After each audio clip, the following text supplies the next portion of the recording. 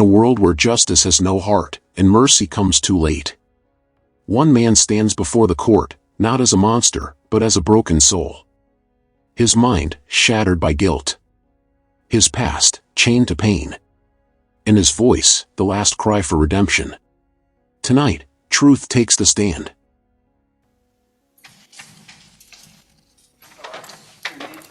Yes, I do.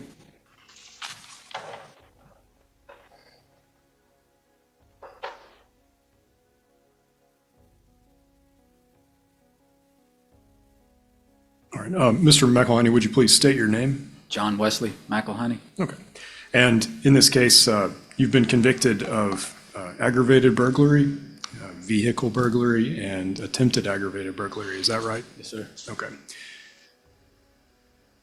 And you're asking the court to decide your sentence and allow you to go to recovery court here in this judicial district. Is that right? That's correct.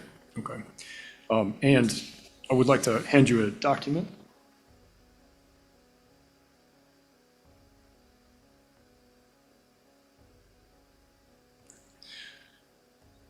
Do you recognize this? Yes, I do. All right. What is it? It's a acceptance letter to drug court. Okay. Is that a fair and accurate representation of the copy of the letter you received showing that you were accepted provisionally? It's exactly like it. Yep. All right. Your Honor, I move to make that an exhibit to his testimony. All right, mark it as exhibit.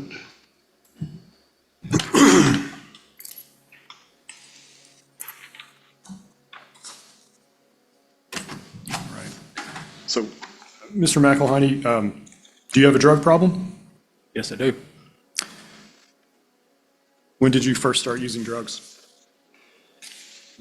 Probably 14. Okay. What drugs were those? Marijuana. Okay. And what led to that? I don't know. I lost my dad when I was young, and my mom remarried, and man she married, he was not a good person, and he was abusive. So my mother let me kind of stay away from the house, and I got tangled up in the wrong bunch, How was he abusive to you? mentally and physically. Okay. Like physically, he'd strike you? Yes, sir. Okay.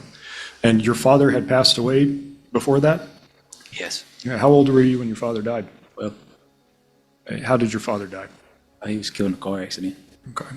And did you have any brothers or sisters? Yes, I did. Okay. Did you have a brother? Yeah, I've got a couple of brothers and a sister. But when my dad died, I had a stepbrother. His name was Casey, and we grew up together. And 4 years after my dad passed, he was killed in a dirt bike accident. Okay. Were you close to Casey? Yes, very Okay. close. And do you believe that drugs played a role in your emotional life? Yes, I do. Can you talk about that? Why did you use drugs? Well, like I said, I buried my dad. I buried my brother. When I was 21, I buried my firstborn son. 4 years after that, when I was 30, I lost my best friend, my granddaddy, in a tractor accident in the front yard. 4 years after that, I buried my mother tragically. And I don't know. You said your mother died in 2019, is that correct? 2018. 2018? Okay. What led to her death? Well, she was diagnosed with a lymphoma disease years prior to this, and she had to do chemo and radiation, which is a form of breast cancer, and she beat it.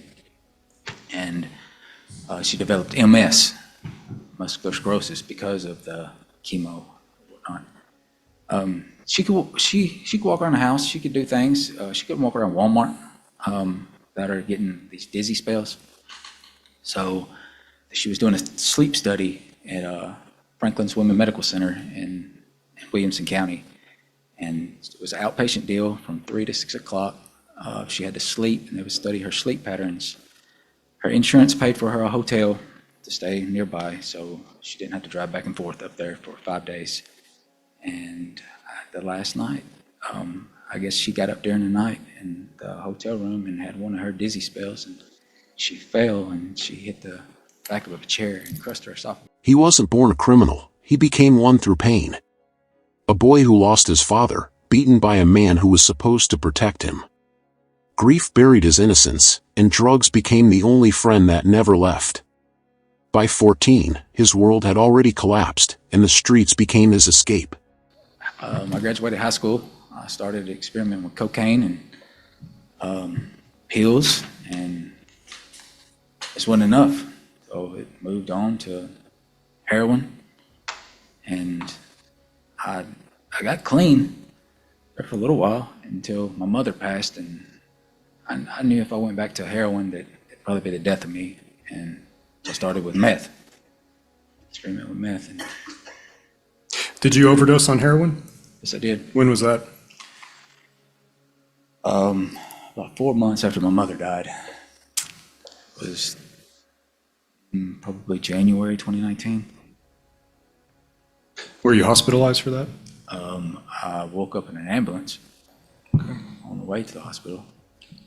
Have you had periods where you used drugs and periods where you did not use drugs? Yeah. Okay. Can you talk about a time, some period of time when you were clean? Well, I got, let's see, I got married 2009 to a lady from Williamson County, and we had 2 children, and I was sober the whole time. I was married to her for 5 years. Okay. Now, you are aware of the criminal history that's been presented to this court, right? Yes, I am. And you agree that's extensive, right? Yes, I do. Okay. Now, in that, are there charges, convictions that you got that had to do with drugs, your drug use? Yeah, I'd say just about all of them, probably. Okay. Can you talk about a theft that you believe was connected to your drug use? In this case? Not in this case, but in the past, where you've I had got criminal 2 convictions. I got 2 prior theft charges, and one time I was cutting a tree for this old man, and as I was cleaning it up, I noticed next door that a man had this huge pile of copper, and well, I come back a couple of nights later and some copper. And then my other charge is I traded some heroin for a vehicle, and I had a failure to appear, and the police come to my house and they run all the vehicles in the driveway, and that vehicle that I traded happened to be stolen. So they charged me with theft of property. Okay. And you were convicted in both of those situations, right? Yes, that's correct. Okay.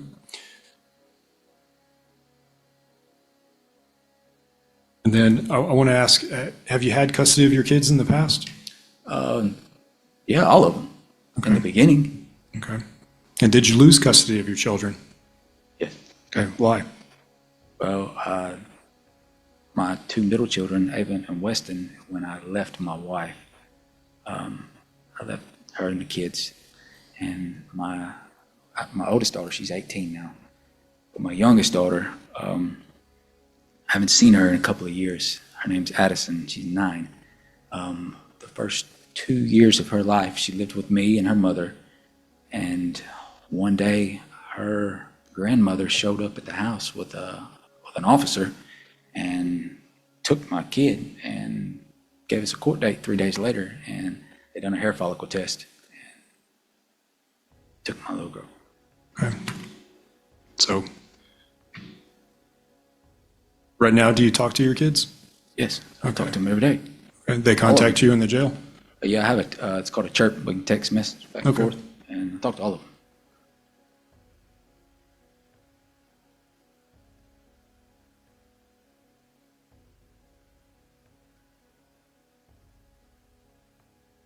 I want to ask you about these charges, this case that we have in court. Oh, well, let me go back, actually. Excuse me. All right. Mr. McElhaney, you graduated from high school? Yes, I did. Okay. And you're trained as an electrician? Yes, sir. Okay. When was the last time you did any work as an electrician? A couple of weeks before I got arrested. And During those times when you've been clean, have you been working? Yes, sir. Okay. Every loss carved another scar into his soul, a brother, a son, a mother. He buried them all, one by one. Each death dragged him deeper into the darkness he swore he'd leave behind. What started as escape turned into a cage, and by the time he realized it, the chains were already locked. 2, and then Addison is $535 a month. So it's over $1,000 a month. I'm required to pay for 2, 3. And has drug use interfered with your ability to keep a job? Yes, sir. Have you been fired from jobs because of drug use? Yeah, one time. One time? Yeah, How recent was that? a long time ago. I was in 2008, probably.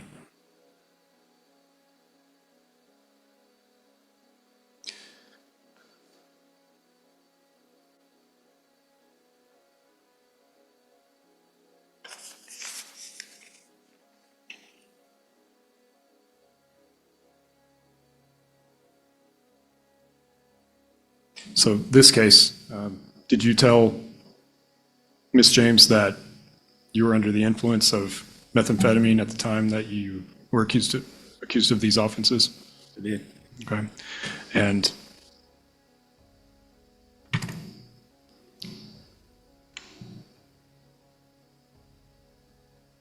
on the property of Mr. Michael Zajac, why were you walking around his property? Well, I ran out of gas, and I was trying to get home, and it was getting late, and I walked up to this house and knocked on the door. Nobody answered. I walked out. On my way out, I turned around and walked back to the garage, and the door was unlocked. I walked inside, looking for gas. No gas. I left. There was a building out at the end of the road. Went in there. I was looking for some gas, man. I wasn't trying to. What kind of vehicle were you driving? On a four-wheeler. Okay.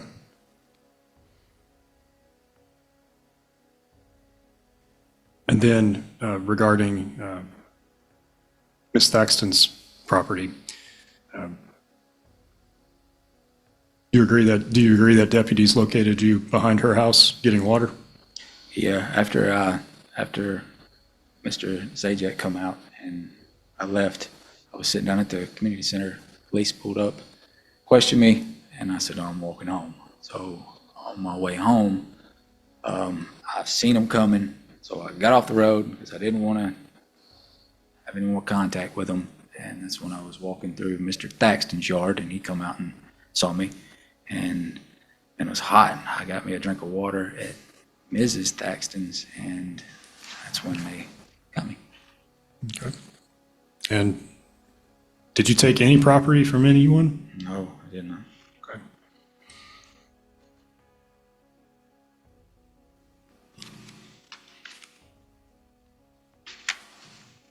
Do you remember your state of mind then? You said you were under the influence of methamphetamine. Yeah, I didn't really know. I didn't know whose house I was at, but I knew which direction I was headed.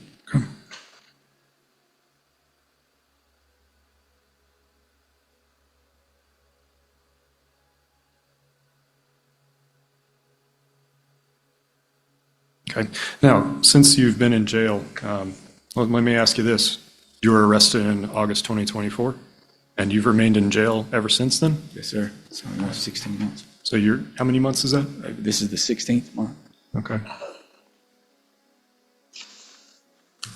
May I please hand the...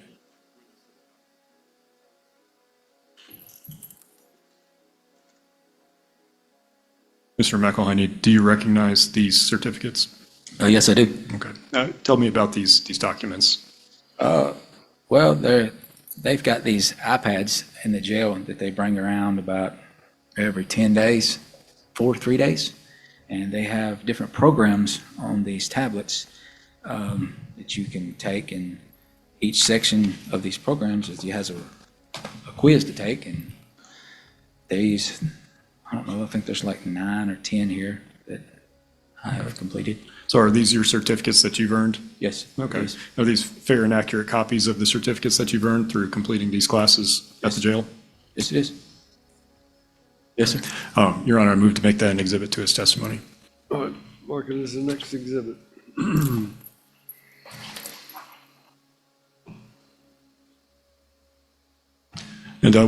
just What sorts of things have you learned through the course of completing those classes? Well, they've got He once had a family, children who saw him as their hero. But drugs stole that image, replacing love with absence. He didn't just lose his freedom, he lost the right to call himself a father. Now, behind bars, he's haunted by the echoes of voices that still call him dad. Okay, what have you learned about personal conduct? they've got, I don't know, there's a wellness recovery program in there that just kind of teach you how to interact with people. And I've never really been a good people person. Have you been clean and off of drugs ever since you got in the jail? Yes, sir. Okay, Yeah. all right. And are you ready to commit to the process of recovery court? Man, it's been a long road and I'm tired. I can't do this anymore.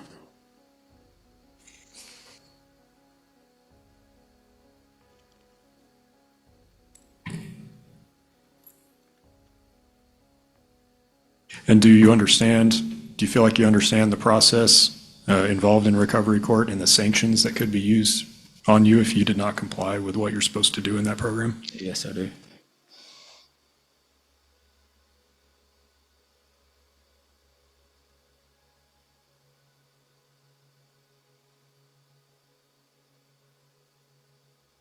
If you're allowed to go to recovery court, what is your goal for yourself? Changed my life. I don't want my kids to be a part of my life. I just want to be a part of theirs and just do the right thing. Just work, do the right thing, and just be a part of my kids' life. Are your kids watching you? Yeah.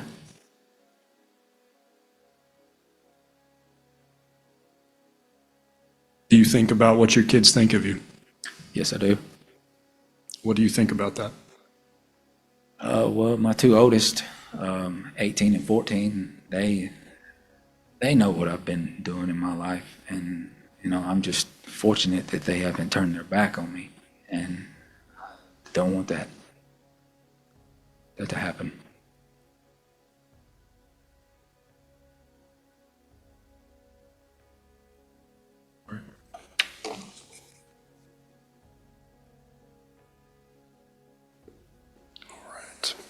Thank you. I'll pass the witness for now, Your Honor. General Wojciechowski?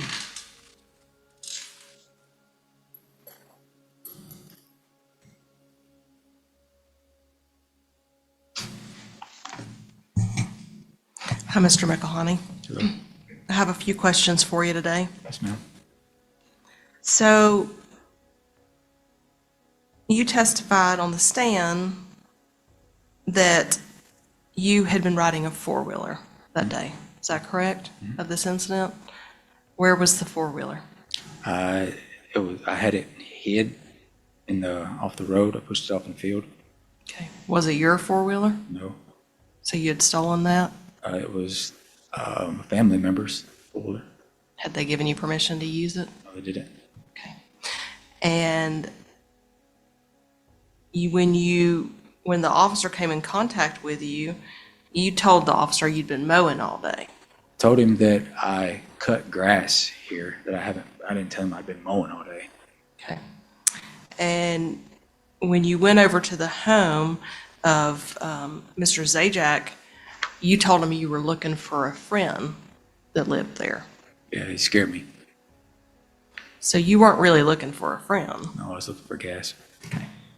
And you agree that you were looking in the camper windows and that you were looking in, that you went inside of his garage and into his barn and different places of his property. Yes, Your Honor, I'll object to that because Mr. McElhaney pled no contest to the allegations for which he is convicted. Well, Judge, he's testifying about that day, so I feel like it's fair game to be able to ask questions about that day. He's been found guilty. Well, a no contest plea means he doesn't admit anything. You can cross-examine him about what he has said, and if there's anything that relates directly to the offenses for which he has been convicted or the sentence that should be imposed, I think that's fair game. Your question has to do with what? Judge, it has to do with the offense that he was convicted of, the aggravated burglary, where he went into the barn. A man wandering through darkness, high, lost, and broken. Looking for gas, but truly searching for redemption. Each step on that property, each door he touched, it wasn't crime. It was confusion, desperation, and the cry of a man who forgot how to live right. His credibility is subject to cross-examination and impeachment as any other person. All right, so you could answer that questions in regards to, that I asked in regards to going into the garage. Did you go into his garage? Yes, I did. Did you go into his barn? Yes, I did. Did you look into his camper? It's established that he's convicted of aggravated burglary. I thought her line of questioning was going to be about the interaction that he had with the homeowner. So I would renew my objection. Overrule the objection on the same basis. This is a sentencing hearing, and therefore evidence of other crimes that have been introduced on the basis of his prior criminal history.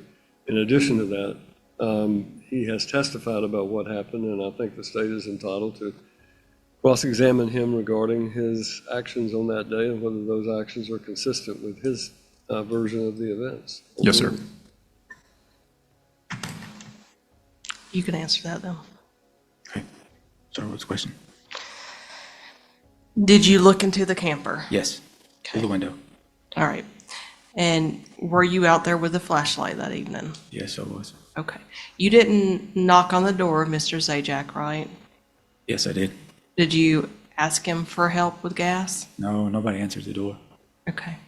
And so you decided, obviously, and you've pled guilty to it, to go ahead and start going into the homes, and it's not home, but I guess the attached part of his home in the garage, to look for things yourself, right? That's correct. Okay. Now, after you left the property, where did you go? I went to the end of the road and I sat down at the community center, and that's when the officer pulled up. All right. And he told you were trespassed, right? Mm-hmm. And where'd you go after that? I decided I was walking on.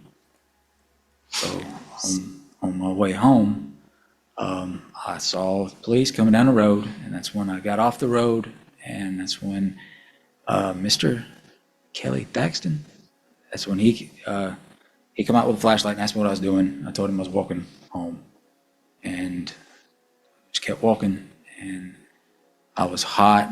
I saw the frost free standing hose bib up the end of the driveway, and I walked up, got me a drink of water, and did take my shirt off and squirt myself with water because I was hot, and that's when the police pulled up. And you've pled guilty to attempted burglary too, in regarding to Miss Thaxton's home, is that correct? Yes. Okay. So you agree you did go up to her porch, try to wiggle her knob and pound on the door? I don't think that I touched her house, but I did go up on the porch, yes. All right. And let me ask you this. So if the officer was coming back by again and you hadn't been found in any trouble at that point, why didn't you just stay on the road instead of hiding from him and just ask for a ride home? I was under the influence, and I don't know. I was under the influence, and I didn't want to have any more contact with him.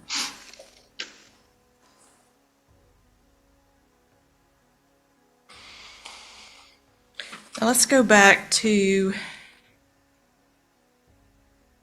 the time period you said you were sober for about 5 years. That was when you were married, you said. That's correct. Tell me what years were those? I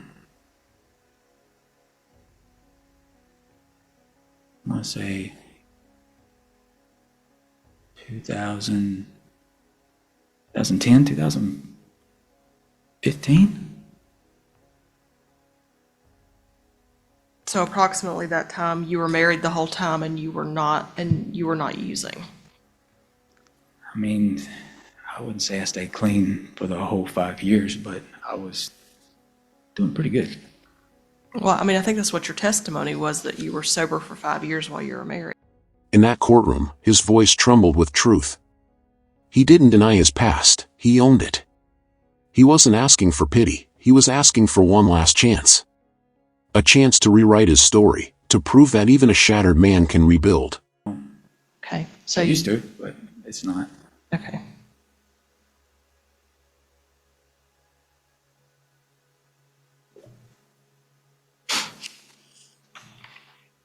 And then around 2014 is when you got a DUI. Does that sound right? That's correct. So you were obviously under the influence of something at that point in time. That's correct. Okay. In January of 2024, you were convicted in Murray County of burglary of other than a habitation. Is that correct? Yes, ma'am. Okay. Why were you in Murray County? I have some friends that live in Murray County, and I was just down there one night with some friends. All right. And so you were convicted Yes. and you were placed on probation. Is that correct? Yes. Where was your probation officer? I was on probation in Murray County, but it was transferred up here. Okay. So did you have a Dixon County probation officer? Yes, ma'am. All right. Who was that?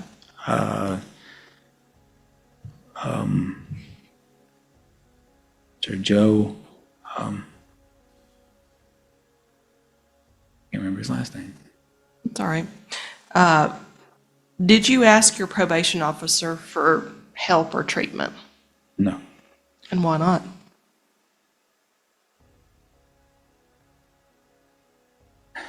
I don't know. I don't know.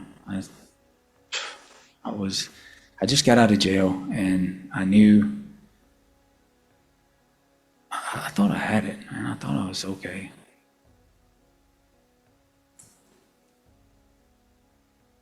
So you didn't want treatment at the time. Is that correct? No. Okay. And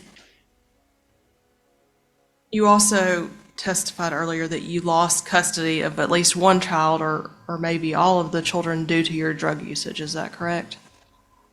Yes. Did you seek treatment when they took your children? I know I did not.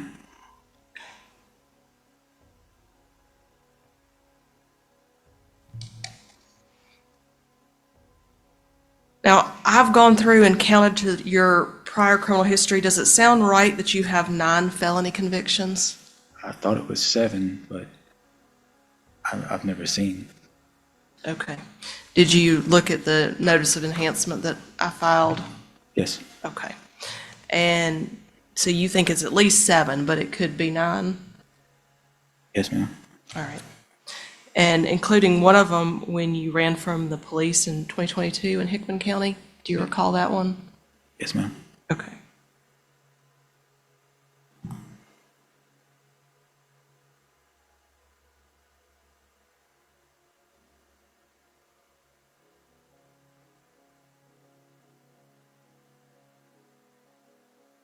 I don't have any further questions, Your Honor. Thank you. Albert?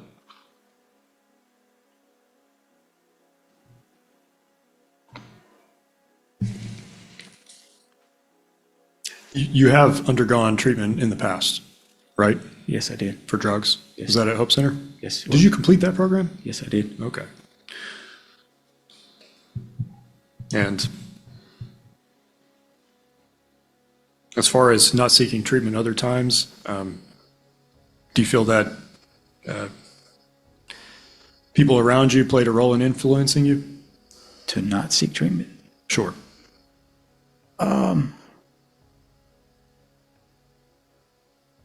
No, I don't guess. No. Maybe some friends.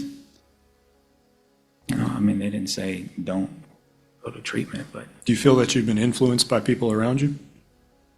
yeah, Okay, to do drugs? in my past, yeah. I wouldn't blame it on nobody but myself. It's your responsibility is what you're saying? Yes. Okay. Do you think that a change of your surroundings and who you can associate with would help you? Absolutely. Okay.